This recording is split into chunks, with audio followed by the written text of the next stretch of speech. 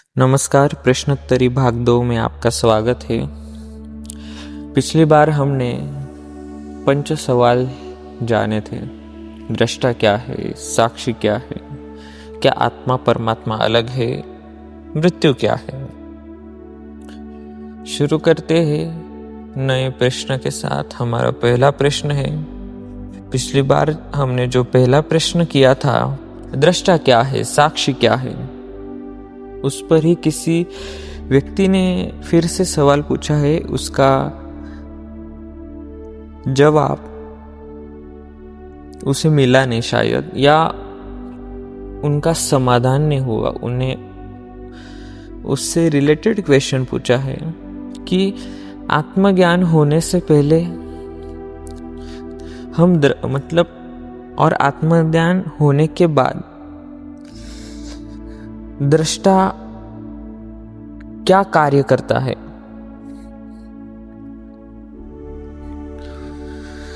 तो शायद उन्हें सही तरह से समझा नहीं है। दृष्टा किसी के लिए रुका नहीं है। जैसे वक्त है, वो किसी के लिए रुका नहीं है। आप आत्मज्ञानी हो, ज्ञानी हो, साधु हो, महात्मा हो, कोई फर्क नहीं पड़ता उसे।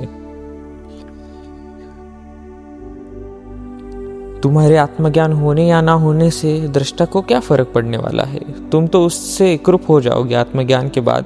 बस यही सत्य है, बाकी कुछ नहीं। दृष्टा साक्षी एक है, वही भगवान है।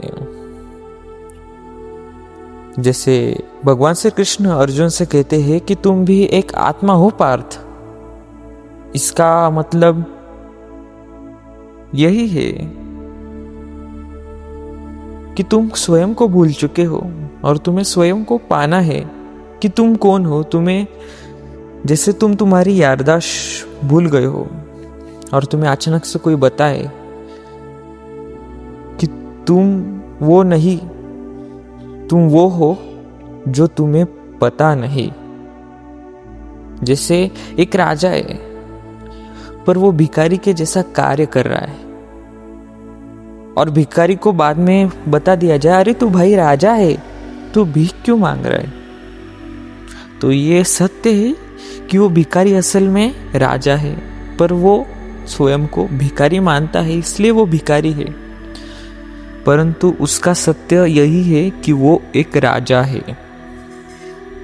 वैसे ही आत्मज्ञान होने से पहले दृष्टा ही था, वही कार्य कर रहा था, और आत्मज्ञान होने के बाद भी दृष्टा वही कार्य कर रहा है। उसे कोई हमसे फर्क नहीं पड़ेगा। हमें फर्क पड़ता है कि हमें आत्मज्ञान होने से पहले पता नहीं होता कि दृष्टा क्या कार्य कर रहा है। हमें 24 घंटे देख रहा है, परंतु आत्मज्ञान होने के बाद हमें ये चीजें पता चलती है कि दृष्टा सब जगह विद्यमान है, सब जगह भगवान कण कण में हो, सब जगह से मुझे देख रहा है। जिससे संतों को कण कण में भगवान दिखते थे। संत मीराबाई को हर जगह कृष्ण दिख रहा था। कृष्ण कौन है? वही दृष्टा है, वही साक्षी है, वही अनुभव है। दूसरा प्रश्न,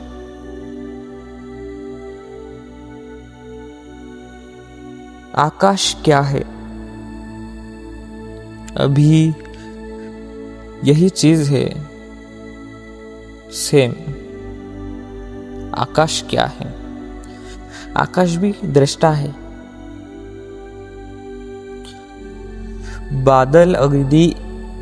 बादल यदि आकाश में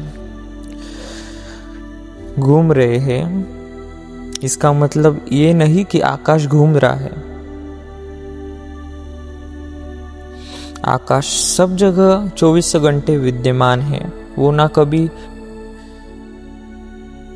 हलचल करता है, वो ना कहीं प्रवास करता है। वो स्थिर अनंत काल से वही है। सूर्य आकाश में है, पृथ्वी आकाश में है, चंद्रमा आकाश में है, सौरमंडल आकाश में है, संपूर्ण ब्रह्मांड ग्रह तारे आकाश में है। परंतु आकाश कभी हलचल नहीं करता। अनंत है वो, अविनाशी तत्व है, वही दृष्टा है, वही साक्षी है, वही सब कुछ है, वही भगवान है।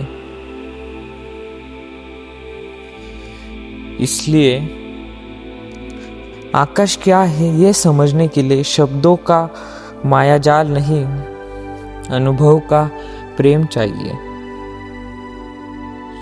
आकाश का अंत कोई देख नहीं सकता, इतना आकाश अनंत है।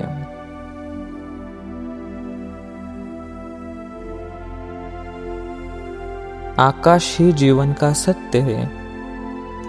आकाश ही हमारे रोम रोम में बसा है, वही भगवान है। इसका अनुभव अमूल्य है, अतुल्य है। जिसको इसका अनुभव होता है वो बहुत भाग्यशाली होता है, वो आत्मज्ञान की अवस्था में होता है ऐसा अनुभव।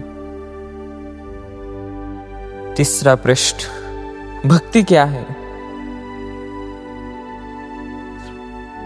ये जो प्रश्न है बताने से तो मैं आपको बता दूंगा, पर यदि इसका अनुभव ना ले सके तो वो दुर्भाग्य है,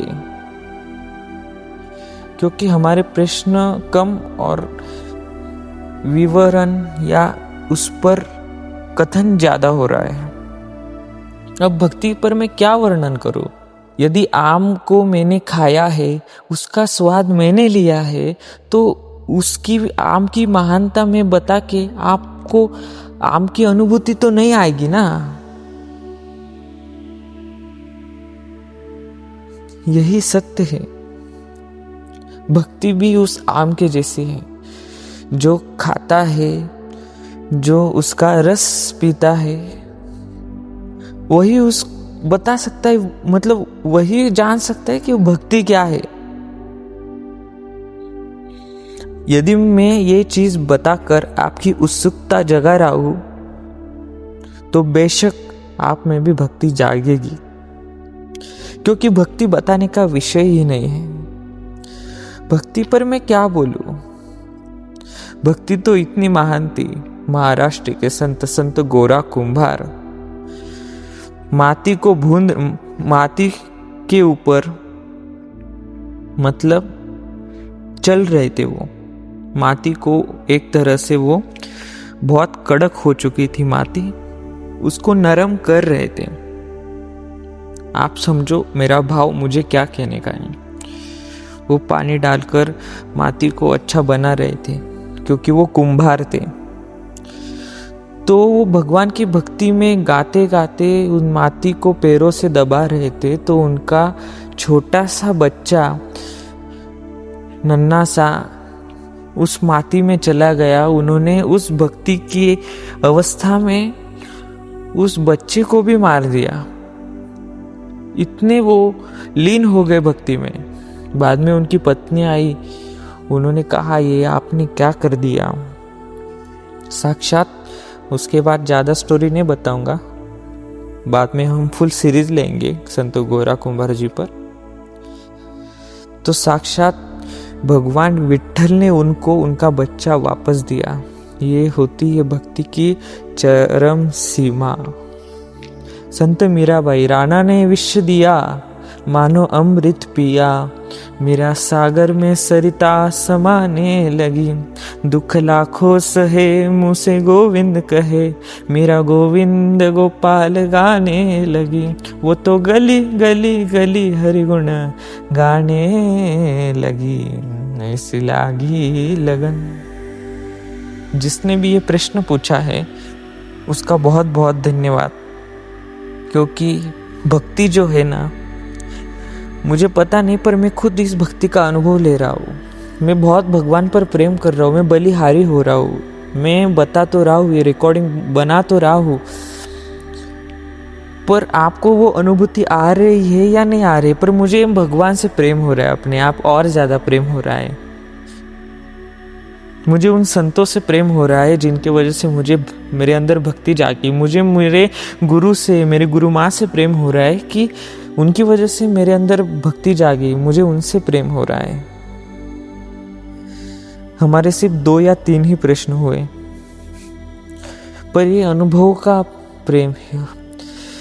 जैसे किसी प्रेमी को वो दुख होता है अपने प्रेयसी के विरह में, तब वो दुख अनुभव लेता है, क्योंकि वो उसको विरह मिलता है उसके प्रेमिका से। वैसे भक्ति का विषय है, यदि तुम में वो आस नहीं जागेगी ना, तुम भक्ति करोगे नहीं, तुम नाम जप करोगे, तुम हर एक चीज करोगे, पर भक्ति इन सब से परे है। देव पूजा, पाठ पूजा, नाम जप, सब साधनों से परे है भक्ति। प्रेम की पराकाष्ठा है भक्ति। इतना ही बोलूंगा। प्रश्नोत्तरी भाग 3 में और प्रश्न पूछे जाएंगे। धन्यवाद। राधे राधे।